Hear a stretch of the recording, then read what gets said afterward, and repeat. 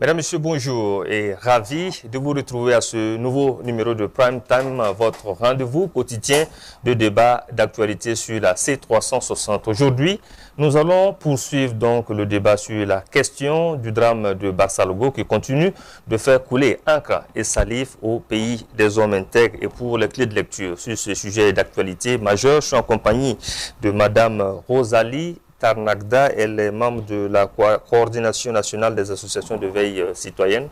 Bonjour Madame Tarnagda. Bonjour Monsieur. Et soyez les bienvenus sur ce plateau.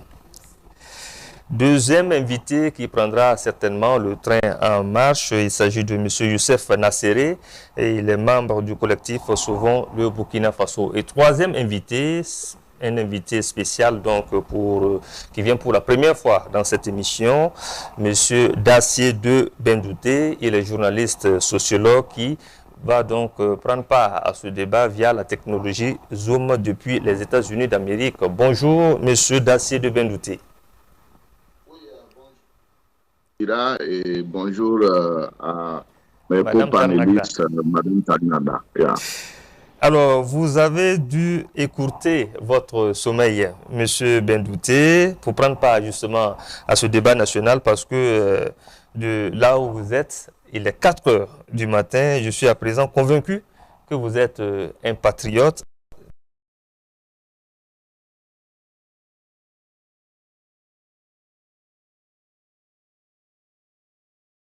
Comment l'expliquer, mais bon. Ah bon? J'ai milité dans les mouvements associatifs, Club UNESCO, aussi, comment on appelle ça encore, le scoutisme. Et dans beaucoup d'associations, c'est pas comme les associations aujourd'hui quand on parle de société civile. En son temps, on parlait de mouvements de jeunesse.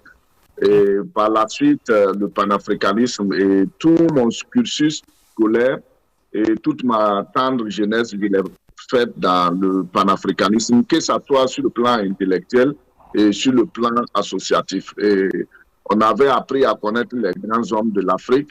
Et c'est comme ça, en tout cas, j'ai milité et sur le plan intellectuel, scientifique aussi. Et j'ai suivi les traces des hommes comme Cheikh Anta Diop, Zerbo, voilà, et Théophile Obenga et bien d'autres panafricanistes et intellectuels africains qui ont marqué en tout cas le 19e et le 20e siècle. Et ça vous a armé aujourd'hui et forgé en vous un sentiment justement de panafricanisme? Oui, parce que mon militantisme, c'est vraiment dans ce milieu. Et aussi, je n'ai pas vu autre chose qui puisse m'intéresser. Et c'est toujours ce que j'ai toujours fait. Chose d'ailleurs qui m'a amené dans la presse. Parce qu'il fallait communiquer, il fallait diffuser ses idées. Et aussi, il fallait passer partout pour essayer de former la jeunesse. Alors, Monsieur Dacier, quand vous avez lu les événements survenus à Barça-Lugo en tant que Burkinabé, qu'est-ce que ça vous a fait aux premières heures? Pour cette question, parce que avant tout propos, c'est l'occasion pour moi de présenter mes condoléances particulièrement à cette localité qu'est Barça-Lugo et à tout le Burkina Faso. Et ça m'a donné de la peine, comme d'habitude, parce que le pays, on voit que ça ne va pas. Mais au-delà de ça, il faut savoir, en tout cas, s'engager de courage pour avancer. Et si on se retrouve actuellement, c'est pour pouvoir réfléchir sur cette question qui n'est pas surprenant parce qu'il ne faut pas oublier que nous sommes en guerre. Voilà. Et ces genres d'attaques, ce n'est pas la première fois. Et si on résume, par exemple, sous Roc, on a eu, en décembre 2018, on a eu Irgou. En juin 2021, on a eu Solhan. Et sous Damiba, en juin 2022, on a eu Setenga. Et en septembre 2022, on a eu Gaskindé. Et maintenant, sous Ibrahim Traoré, en avril 2023, on a eu Karma. Et cette fois-ci, en août 2024, on a Barça-Lugo. Voilà. Donc, c'est un problème qui revient à tout moment et ça peut s'analyser en 4 points. Voilà. Le premier point, il ne faut pas oublier que c'est une méthode coloniale. Parce que le véritable problème de cette crise et le véritable problème des chefs d'État de l'AES, il faut le dire, c'est le fait qu'ils refusent de définir la crise dans laquelle nous vivons. Je dis bien qu'ils refusent. Je pèse mes mots et il faut dire la vérité aux chefs d'État africains. Et il faut rappeler à ces chefs d'État de l'AES qu'ils ne peuvent pas inventer la roue. Les Patrice Lumumba, les Thomas Sankara, les Kwame Nkrumah, les Sékou Touré, les Kadhafi, les Amilcar Cabral, les Modibo Keïta, les Daniel Wenzen Koulibaly, les Nazi Boni, les Chris Herbo, les Cheikh Anta Diop, les Laurent Gbagbo, les Valère Sommet, ils ont tout tracé. Si aujourd'hui, ils n'arrivent pas du point de vue conceptuel à remobiliser l'Afrique, c'est parce qu'ils sont limités dans la connaissance de l'histoire de l'Afrique. Parce que ce qui se passe, nous sommes dans un contexte où le peuple est debout. Mais vous avez dit s'ils n'arrivent pas à mobiliser les populations de ces différents pays à s'aligner justement sur cette vision, c'est ce que vous voulez dire. Oui. Mais ça fonctionne déjà bien. Ça ne fonctionne pas déjà bien chez moi. Parce que vous voyez, le problème, c'est quoi? Aujourd'hui, si vous prenez dans l'AES et dans le Burkina Faso, quel est le document officiel de l'État burkinabé qui définit le terrorisme? Tantôt c'est la lutte contre le terrorisme, tantôt c'est contre l'impérialisme. Alors sans vous couper, le président du Faso, le capitaine Ibrahim Traoré, a été le premier justement à nommer cette guerre et il répond exactement à la question comme vous l'avez fait tantôt. Il a dit que ce n'est pas une guerre de lutte pour une quelconque religion, mais plutôt c'est l'impérialisme qui tire les ficelles à ce niveau. C'est le seul qui a mieux appréhendé et dit clairement aux populations de quoi il s'agissait. Mais moi, je refuse cela parce que c'est oral. Parce que, pourquoi je l'ai dit? Il fallait un document écrit. Oui, depuis que cette crise a commencé, si vous voyez aujourd'hui qu'on n'avance pas, c'est quoi?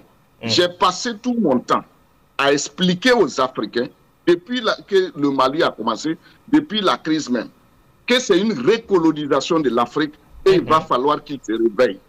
J'ai même insisté pour dire aux chefs d'État africains de prendre le soin de connaître l'histoire de Haïti pour comprendre ce qui arrive à toute l'Afrique entière. Ils ne l'ont pas fait.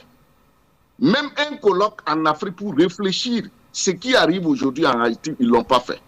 La recolonisation de l'Afrique, ils ont tous refusé de reconnaître que c'est la recolonisation de l'Afrique. N'eût été l'intervention du général Lecointe. Le président du Faso, Ibrahim, lui-même, n'allait pas prononcer cela. Parce que je l'ai dit ouvertement, parce que c'est frustrant ce qui se passe en Afrique, où les Africains refusent de tenir compte de leur histoire assez douloureuse pour se mobiliser autour des questions comme ce qu'on appelle... Il a été outré de savoir que les journalistes n'ont pas fait des milliers d'émissions sur la sortie justement du général Lecointe en son temps.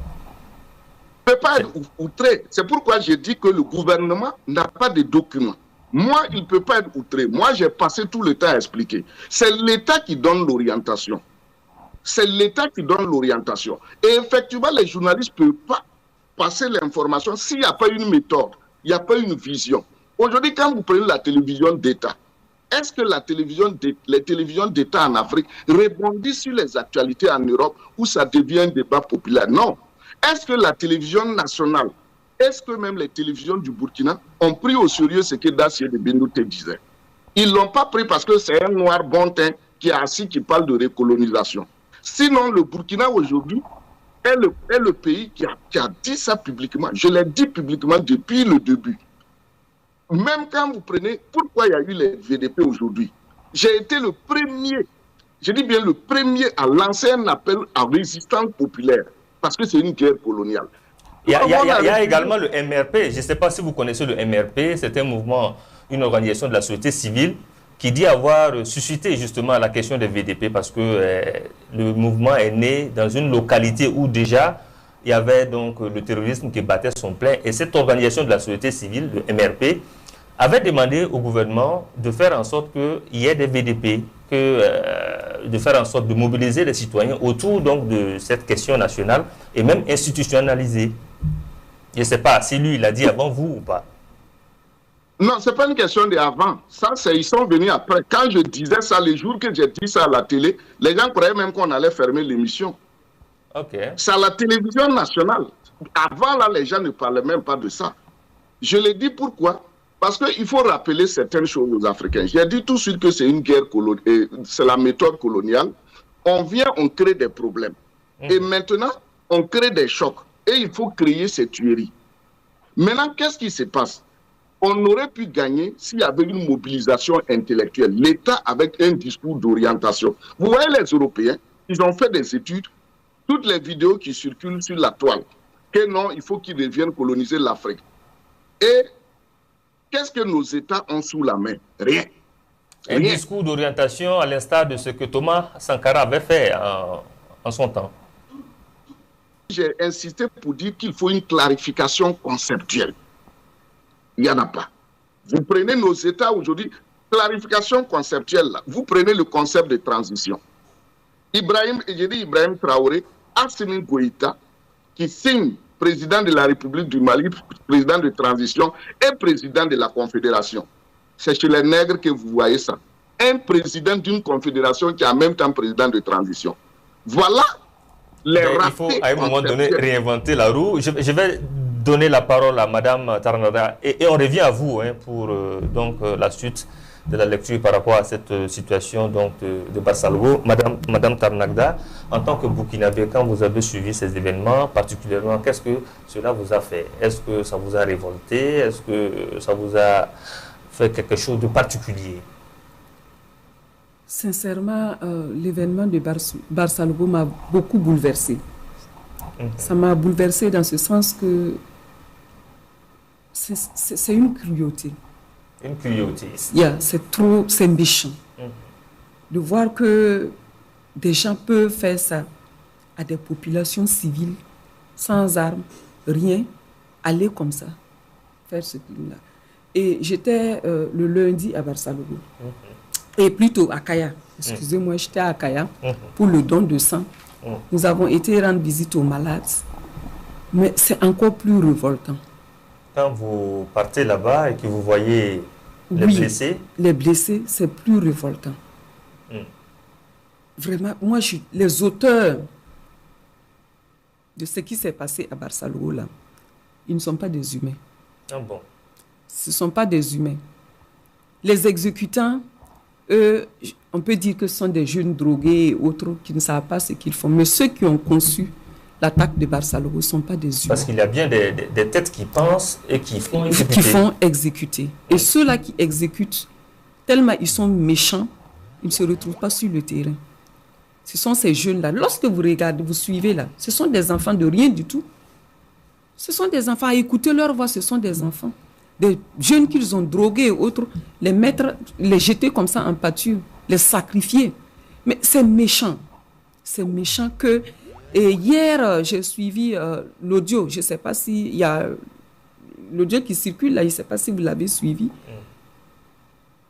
Mais c'est triste de savoir que dans cet audio-là, les auteurs qui sont décrits là, mais c'est triste de savoir que certains ont dirigé ce pays. Certains étaient à la tête, c'était des autorités et autres.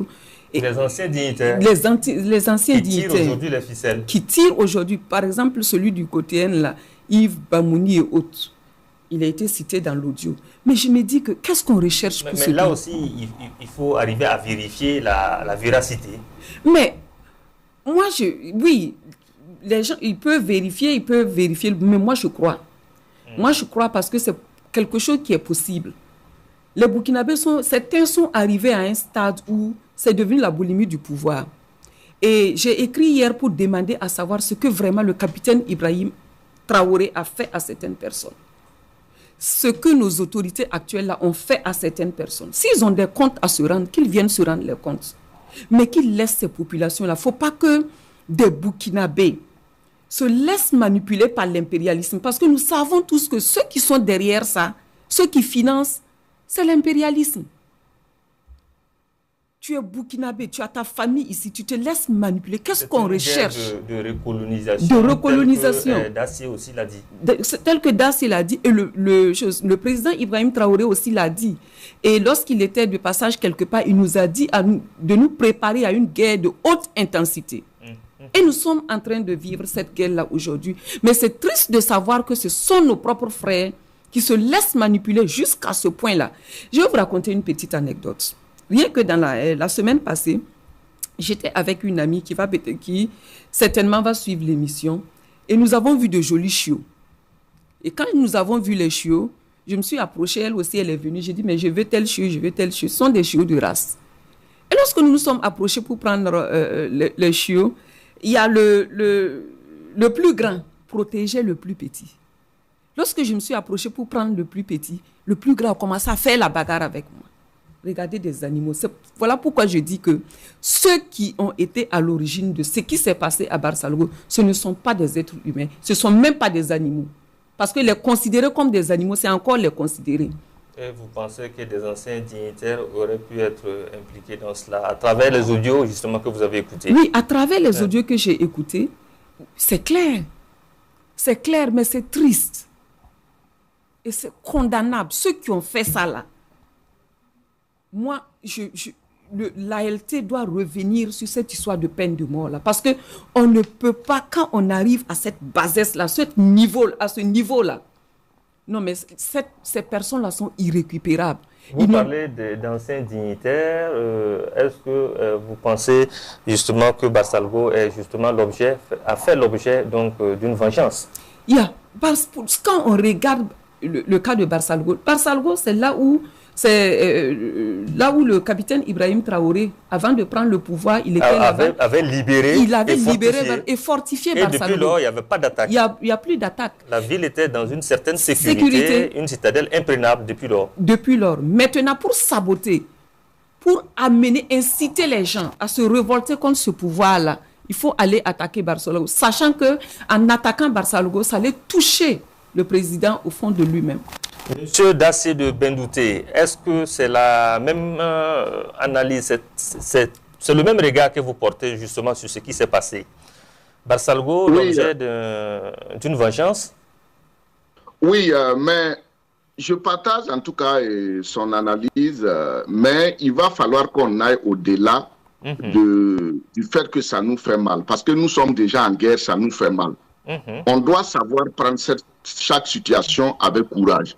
Mais il ne faut pas oublier, le fond du problème, c'est quoi? C'est que nous vivons, il faut essayer de comprendre la situation. Elle parle des frères et sœurs burkinabés qui le font. Ça a toujours été comme ça dans toutes les sociétés humaines. Et l'impérialisme aime les traîtres, les idiots utiles. Les valets locaux. Les valets locaux. Quand vous regardez la géographie du problème, et on peut parler des triangles de ces massacres. Vous prenez, que ce soit Karma, Barsalgo, Yirgou, Barsalgo même, Yirgou même c'est à Barsalgo. Vous prenez Solan, tout ça là. Mais il faut aussi accuser la population. Nous avons comme l'impression que dans la zone, oui, parce qu'il y a des complicités. Tout ce qui se passe là, c'est des complicités. Dans d'autres zones, les populations se sont organisées pour résister. Mais dans ces zones-là, quand vous regardez, il y a toujours une trahison interne. Il faut dénoncer cela. C'est comme ça que la colonisation est venue. Par cette zone, on a vu comment les uns et les autres se sont trahis pour des questions de pouvoir. Donc, il faut dénoncer les comportements des populations dans cette zone du Burkina. Il ne faut pas voir le fait que ça nous fait mal. Il ne faut pas voir les militaires qui traitent et qui sont des traîtres, ces militaires qui organisent qui sont impliqués, mais la population elle-même. Et quand vous regardez aussi, c'est des populations où on a des rois. Que font ces rois-là vis-à-vis des populations? Parce qu'il faut dénoncer cela aussi. Et ça ramène à ce que Jean Ferrand Cambou disait, que on a vanté certains peuples d'être organisés et on a dénigré certains peuples d'être des peuples sans État, sans chef. Mais quand la colonisation est arrivée, c'est chez les peuples où il y a la chefferie que les gens se sont soumis facilement. Contrairement aux peuples où il n'y a pas la chefferie, c'est là-bas que les résistances ont été longues. C'est exactement ce qui se passe aujourd'hui à cette question de recolonisation. Ces zones-là où on a des rois, on n'a jamais vu un roi dans ces zones-là, s'est levé sur son cheval pour dire que ça ne va pas se passer sur la terre de ses ancêtres. Vous avez l'impression que la chefferie n'est pas assez impliquée? Elle n'est même pas, elle n'est même pas assez. On ne voit pas les rois. Dans ces zones-là, c'est des zones à chefferie, des zones à pouvoir centralisé. Mais on ne voit pas des rois se fâcher, se lever, être au devant des mobilisations. Donc, voici la géographie du problème. Et aussi, il ne faut pas oublier que c'est l'an 2 de la gouvernance du président Ibrahim Traoré. Donc, on est à moins d'un mois. Il faut saper l'an 2 de sa gouvernance. Et elle a parlé tout de suite de peine de mort. Donc, en quatrième position dans mon analyse, ce sont les conséquences du manque de fermeté. Au tout début, moi j'ai dit au Burkinabé, laissez le capitaine et son équipe gouverner par ordonnance. Le peuple burkinabé aujourd'hui est fautif. Moi je le dis haut et fort. Nous les Burkinabés, on est faux. Au tout début, il aurait pu le faire, mais actuellement, c'est déjà tard. C'est pas déjà pas. Si Ibrahim Traoré et puis le président malien, Assimi Goïta, ne dissolvent pas ces institutions dites démocratiques, j'ai dit tout de suite, il ne peut pas réinventer la roue. C'est parce que les gens ne connaissent pas. Nous qui sommes dans le panafricanisme, tu me réveilles à n'importe quelle heure, je t'écris un gouvernement. Il faut revenir à ça, gouverner par ordonnance pour réussir cette lutte-là. C'est indispensable. La peine de mort dont elle parle, la peine de mort dont elle parle, Ibrahim Traoré ne peut pas ramener la peine de mort s'il reste dans cet organigramme. Je vous dis pourquoi. Tout ce que nous vivons, je partage ce qu'elle a dit, mais c'est frustrant. Moi, au début, depuis la première transition, j'ai dit au Burkinabé, il ne faut pas qu'on aille dans les élections. Prenons le temps de réorganiser le pays. Personne n'a écouté. Chacun cherche le pouvoir et l'argent. On a vu où c'est parti. Ibrahim Traoré est venu. J'ai passé tout mon temps à expliquer, à démonter les choses. Ils n'ont pas écouté. Même le titre de président du Faso, c'est grâce à Dacier de Binouté qu'il l'a aujourd'hui. Ils ne m'ont pas consulté, ils sont allés aux assises. Je reviens sur ce qu'elle a dit, la peine de mort.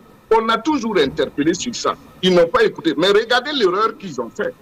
Est-elle indispensable vu le contexte? Il faut absolument ça pour dissuader? Pourquoi il a fait le coup d'État? C'est pourquoi j'ai dit qu'il faut élever le niveau de la gouvernance. Quand un militaire, un homme fait le coup d'État, c'est pour venir impacter sa société. Remettre en cause l'ordre établi. C'est ce que Napoléon a fait. Ibrahim Traoré a impacté politiquement en mettant en place ses institutions. Le pire, quand il a fait le dernier gouvernement, moi c'est ça qui m'a choqué dans la gouvernance de ce pays. Ibrahim Traoré qui parle de souveraineté, de panafricanisme, de libérer le Burkina. On l'a humilié pour des questions des droits de l'homme. Il allait mettre en place le ministère de l'humanitaire. J'avais critiqué ça. Un pays ne crée pas un ministère chargé de l'humanitaire. C'est aberrant et il faut qu'il supprime cette appellation. Deuxièmement, il faut supprimer le ministère en charge des affaires humanitaires. Il faut qu'il supprime ce concept. Deuxièmement, ce qui est pire dans la gouvernance de ce pays, on nous a humiliés dans des affaires de droits de l'homme. Vous voyez, ministère mais là aussi, quand le président fait ses sorties, il ne semble pas être convaincu par ces questions de droits de l'homme à 2 poids 2 mesures. Hein. Il le dit très clairement à ses sorties. Je ne suis pas d'accord avec lui. Personne ne l'a forcé à mettre l'appellation ministère de la Justice et des Droits humains. C'est ce que j'ai dit. Ils ne peuvent pas inventer les roues. La roue, c'est président, malgré leur volonté. Ils n'ont qu'à tout simplement consulter les travaux des panafricanistes. Et la question des droits de l'homme, j'ai passé tout mon temps à démonter cela. Et les gens disaient que non, moi je vis aux États-Unis et je dis que je ne suis pas pour la démocratie et les droits de l'homme. Je dis oui. En tout cas, cette question de droits de l'homme, c'est quand même un sujet profond. Peut-être que nous allons trouver d'autres occasions pour enrôler ça autour d'un débat d'actualité parce qu'il y a beaucoup de choses à dire là.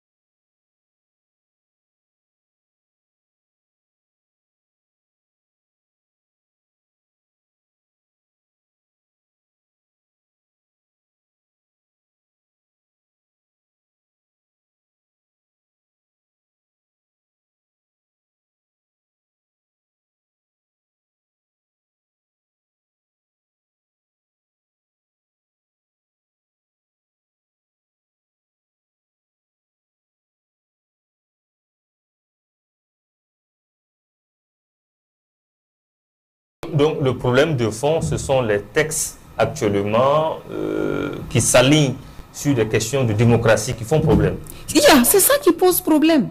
Mais il faut revenir. Sommes-nous en démocratie? Est-ce que nous devons appliquer ces choses-là? Il faut qu'on revienne à un régime d'exception comme nous sommes et les tests doivent s'adapter. Si nous restons sur ces tests-là, des institutions vraiment... bref, il faut qu'on revienne, on s'assume.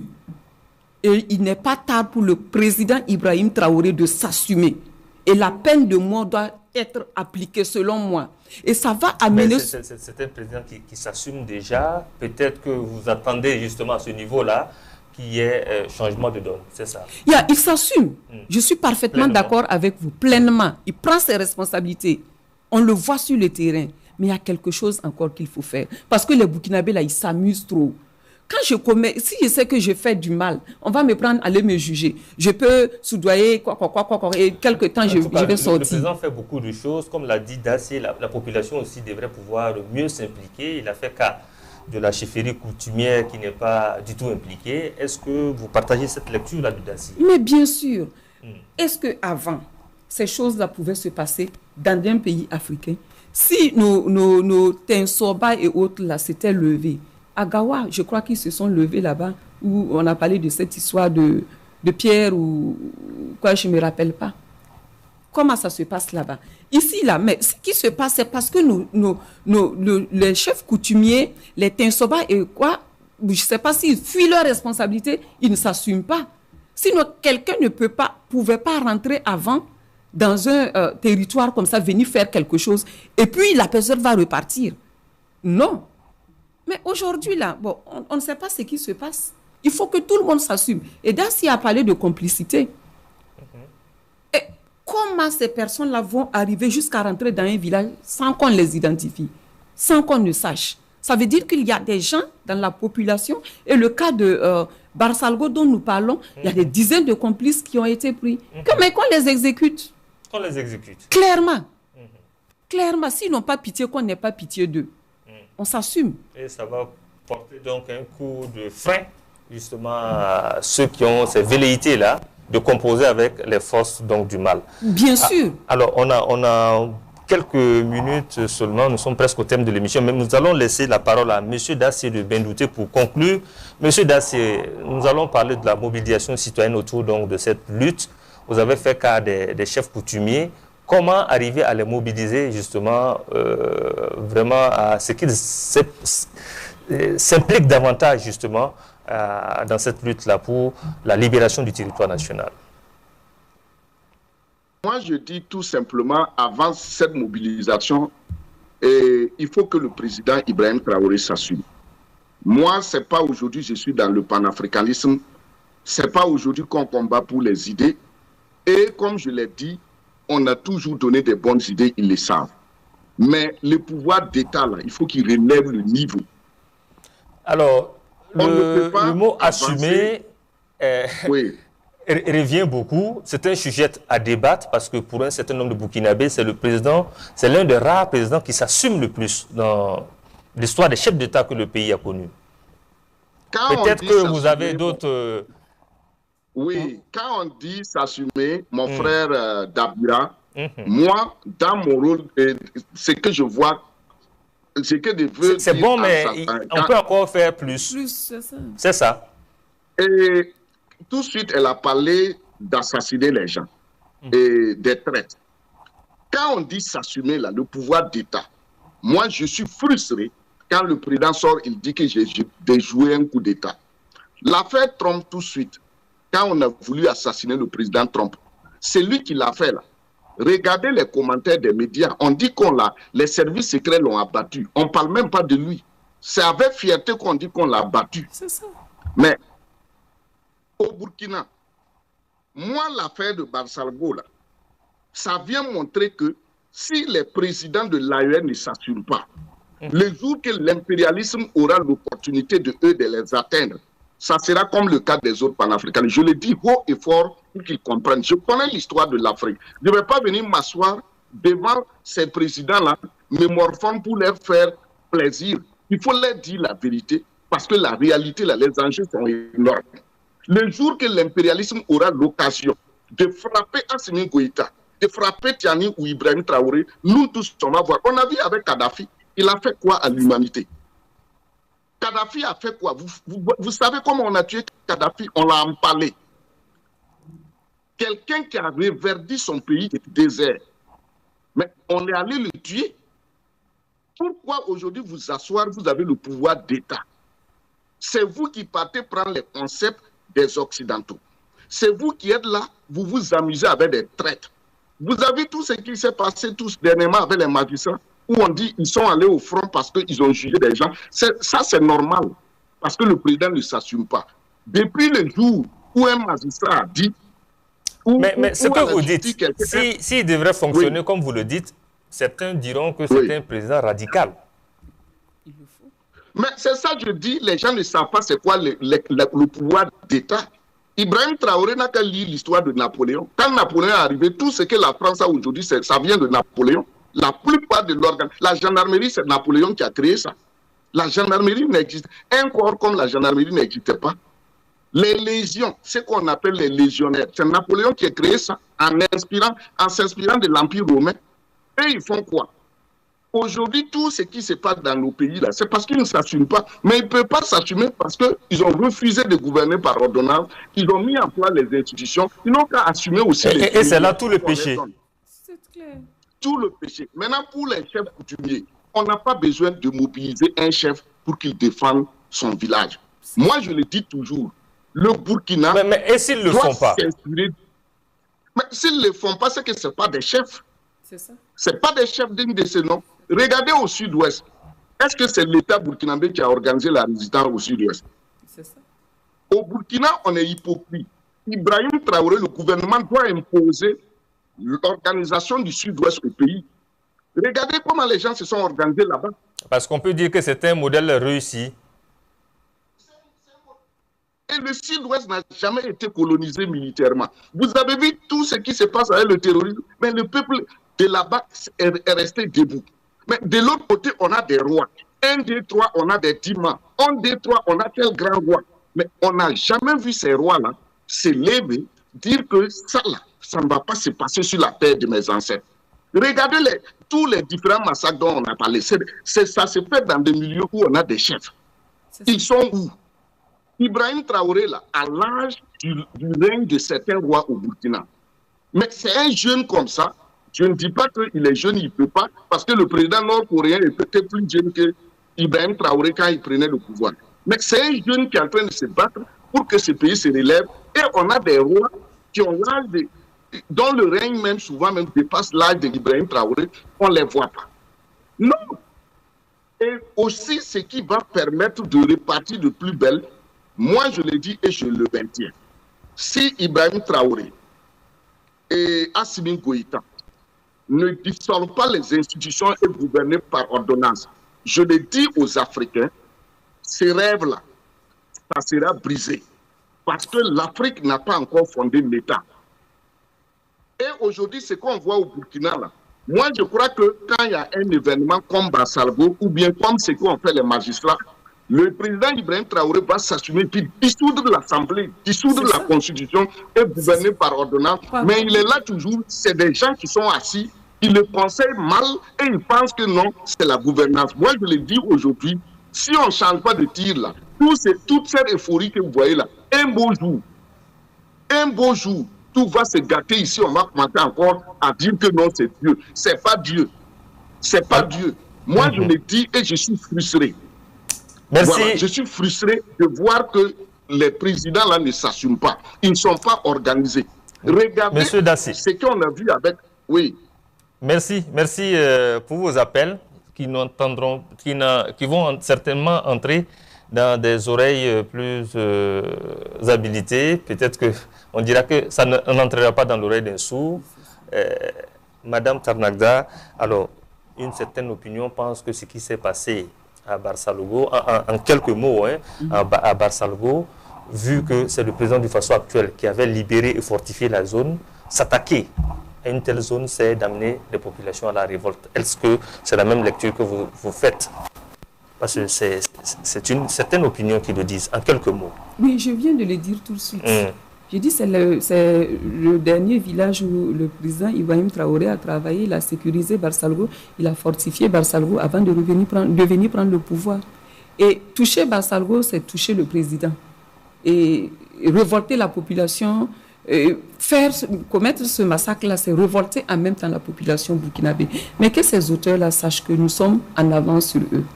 Et ça ne peut pas nous révolter. Ça ne peut pas révolter ça ne peut pas révolter un Burkinabé. Merci, Madame Rosalie Tarnagda. Vous êtes membre de la Coordination nationale des associations de veille citoyenne CNAVC. Merci d'être passé. Merci beaucoup.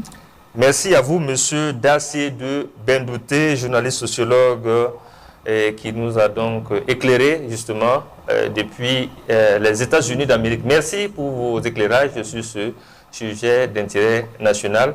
Et nous espérons vous retrouver pour d'autres sujets, d'autres émissions de la C360. Merci. Merci à vous, fidèles téléspectateurs de la télévision panafricaine, et restez connectés toujours au programme de la télévision. Merci à l'équipe technique et à très vite avec d'autres sujets de débat d'actualité.